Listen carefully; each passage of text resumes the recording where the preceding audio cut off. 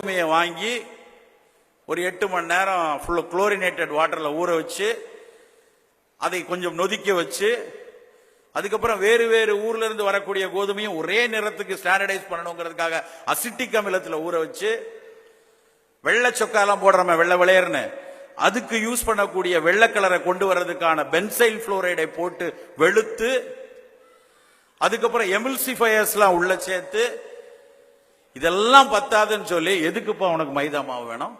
ரொட்டி செய்ய போறியா, இல்லைன்னா பிரெட் செய்ய போறியா, இல்லைன்னா பரோட்டா செய்ய போறியா? சார் நான் பரோட்டா செய்ய போறேன். அப்போ இந்தா கொஞ்சம் இன்னும் கொஞ்சம் குளூட்டன்ல இது ஒரு தனி பிரிவு, இப்படி நீளமா இழுக்க முடியும் அப்படின்னு சொல்லி குளூட்டன்ல இன்னொரு வகை புரதம்.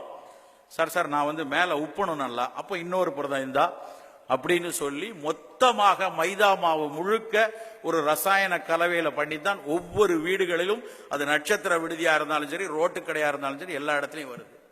இது எல்லாத்திற்கும் இந்திய அரசின் அனுமதியும் உண்டு.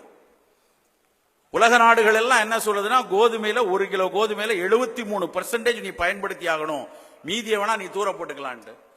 ஆனால் இங்கு இந்திய அரசாங்கத்தில் மட்டும் என்னன்னா 57% தான் பயன்படுத்துறோம், மீதி 43 தூக்கி வெளியே போடுறோம். நல்லதை பூரா பிரிச்சு வெளியே தூக்கி போட்டு குப்பையை மட்டும் அழகா வெள்ளை விளையர்னு பேக் பண்ணி கொண்டு வந்து தட்டுறோம். விளைவு என்ன தெரியுமா? மதுரை மருத்துவக் கல்லூரியில அந்த கல்லூரி பேராசிரியர், மருந்தியல் பேராசிரியர் ஒரு ஆராய்ச்சி பண்றார். அந்த ஆராய்ச்சியில மதுரை மருத்துவக் கல்லூரியில அது அந்த பப்ளிகேஷன் இண்டெக்ஸ்டு ஜேர்னல்ல எல்லா இடத்துலயும் பப்ளிஷ் ஆச்சு. அவர்கள் அந்த கட்டுரையில என்ன எழுதினாங்கன்னா, நாங்கள் இங்க இருந்து மதுரையை சுற்றி இருக்கக்கூடிய அத்தனை பகுதியிலையும் அந்த பரோட்டா மாவை எடுத்து பார்த்தா அந்த மாவில் எல்லாம் அத்தனை மாவிலும் அலாக்சான் என்ற ஒரு பொருள் கலந்திருக்கிறது அப்படின்னா. எது அலாக்சான் தெரியுமா? அலாக்சான் என்னதுன்னு எத்தனை பேருக்கு தெரியும்? நம்ம குழந்தைகளுக்கு தெரியாது, நம்மளே பலருக்கு.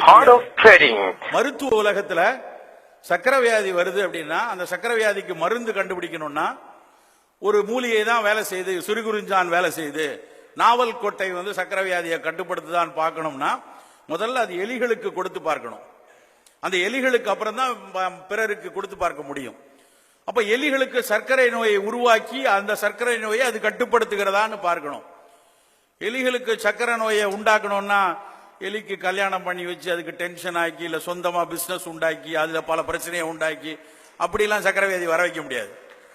உடனடியா எலிக்கு சர்க்கரை வியாதி வரணும்னா ஒரு இன்ஜெக்ஷனை போட்டா மறுநாள் அதனுடைய பாங்க்ரியாஸ்ல இருக்கக்கூடிய ஐலட் செல்ஸ் எல்லாம் செத்து போயிடும்.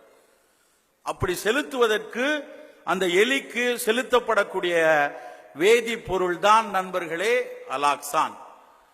அந்த அலாக்சான் இந்த மைதா மாவுல இருக்கு. அப்ப அதை வாரத்துக்கு ஒருக்கா சாப்பிட்டான, இல்ல வாரத்துக்கு 2 நாள் சாப்பிட்டான, தினம் சாப்பிட்டான. இப்ப தெரியுதா அரிசி காரணமா, இல்ல நமக்கு இருக்கிற பிசினஸ் டென்ஷன் காரணமா, இல்ல நமக்கு இருக்கிற மற்ற பிரச்சனைகள் காரணமா, இல்ல நம்ம அப்பா அம்மா காரணமா, இதையெல்லாம் தாண்டி அலாக்சான் மாதிரி பல்வேறு பொருட்கள் ஒவ்வொரு நாளும் உணவுக்குள்ள வருது. ஒரு பக்கம் ஓட்ஸ், ஒரு பக்கம் பரோட்டா, இந்த மாதிரி காலை உணவை விட்டுருவோம். சின்ன சிற்றுண்டிகள் குழந்தைகள் குதூகலித்து மகிழ்வதற்காக போய் வாங்குறாங்களா, அங்கங்க மிட்டாய், பிஸ்கட், சிப்ஸ், சாக்லேட், எத்தனை ஒவ்வொன்றும் எப்படி தயாரிக்கப்பட்டு வருது.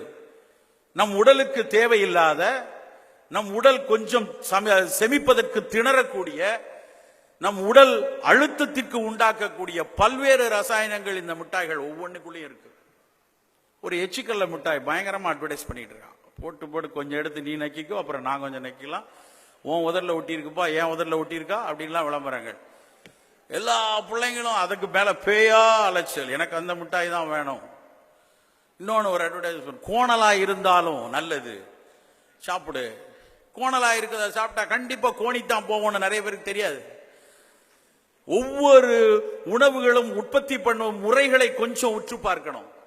ஒரு எக்ஸ்ட்ரூஷன் டெக்னாலஜியில ஒரு சின்ன நுண்ணிய துளைக்குள்ள ஒரு மாவை செலுத்தும் பொழுது அதற்குள் 200 டிகிரி வெப்பத்தை கொடுத்து வெளியே அது துப்பி விடும் எக்ஸ்ட்ரூஷன் மருந்து பொருட்கள் தான் இந்த மாதிரியான சீஸ் பால்ஸும் இந்த மாதிரியான வெளிநாட்டு சேவுகளும்.